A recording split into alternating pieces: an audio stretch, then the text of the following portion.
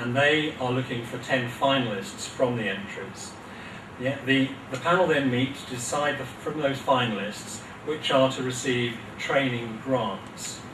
The judges wanted to share with you the fact that it was a very tough year and it was very difficult to make their choices. I'm going to very quickly announce to you which 5 organisations have won the training grants, and then share with you the overall $1 million winner. And so the 5 training grants are as follows. The first goes to the German Foundation for World Population, DSW. This is an organisation that works internationally on demographic development and reproductive health. The organisation is committed to sustainable development of the world's population, and their ultimate aim is to help people free themselves from poverty. Independent of political and religious affiliation, the projects are funded by private donations and grants from other foundations.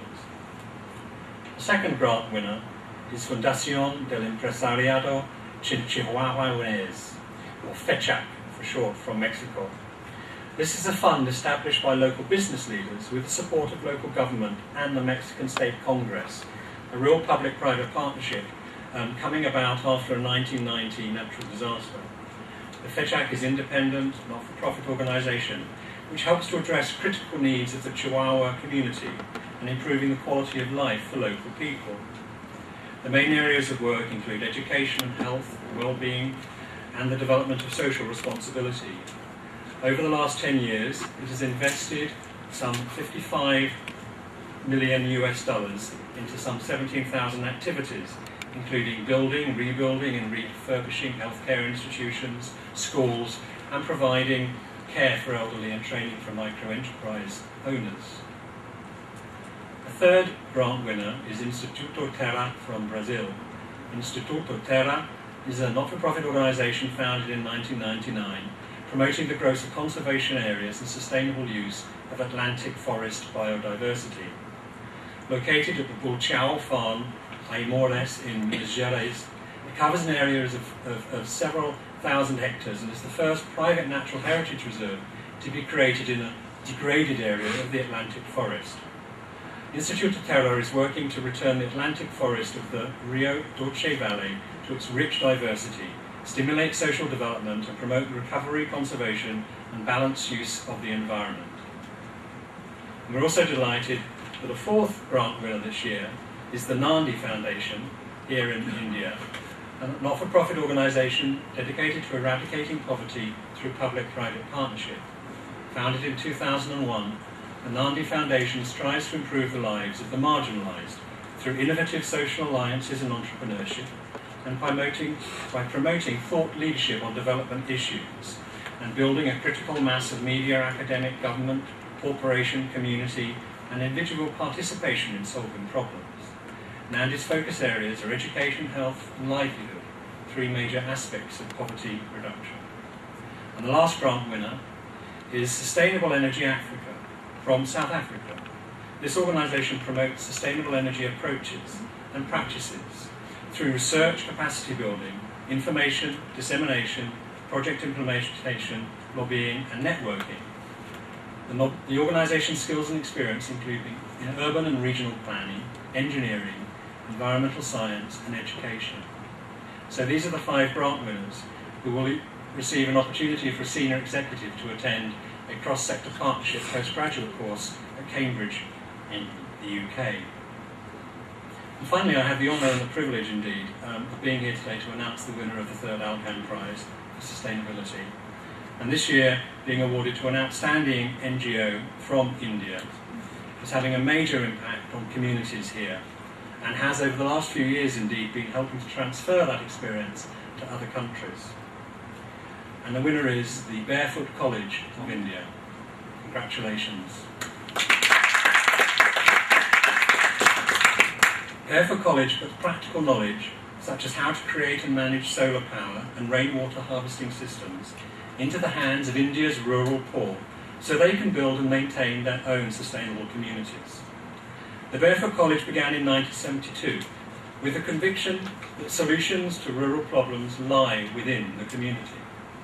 And by addressing problems of drinking water, female education, health and sanitation, rural unemployment, income generation, electricity and power, as well as social awareness and the conservation of ecological systems in rural communities.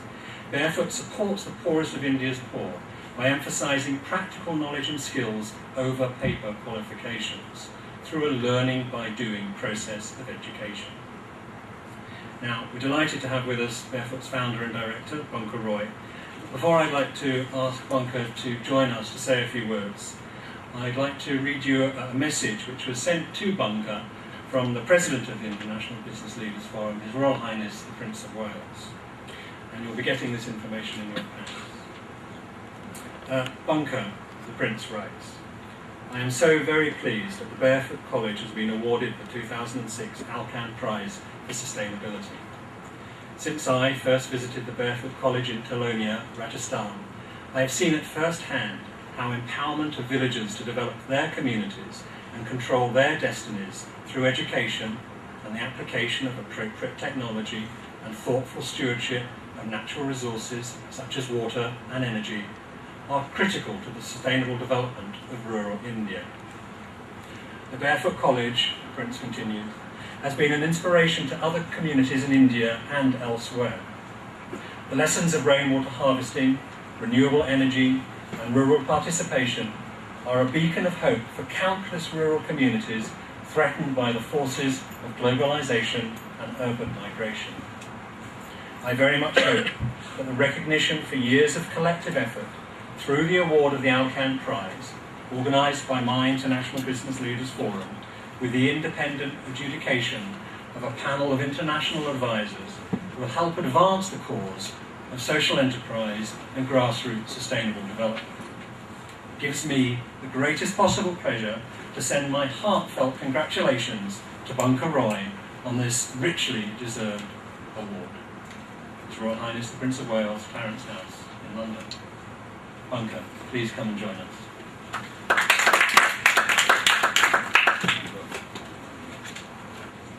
ALCAN, very humbled at this recognition. I'm reminded of many thousands of semi-literate and illiterate men and women who have contributed to this recognition of the Barefoot College. It is the only college built by the poor for the poor in Rajasthan. And it's the only college which is fully solar energized by people who still can't read and write.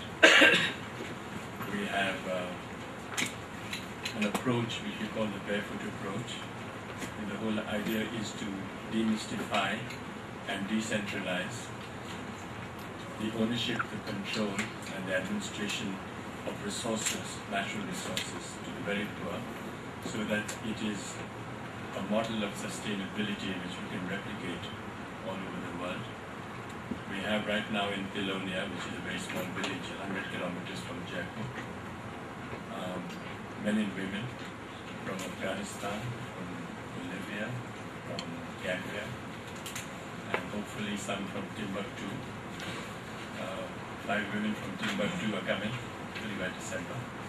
And the whole idea is to take men and women from the village who are very poor, marginalized, who never have any hope of leaving their village, and to train them to become barefoot solar engineers, and they go back and solar electrify their own villages.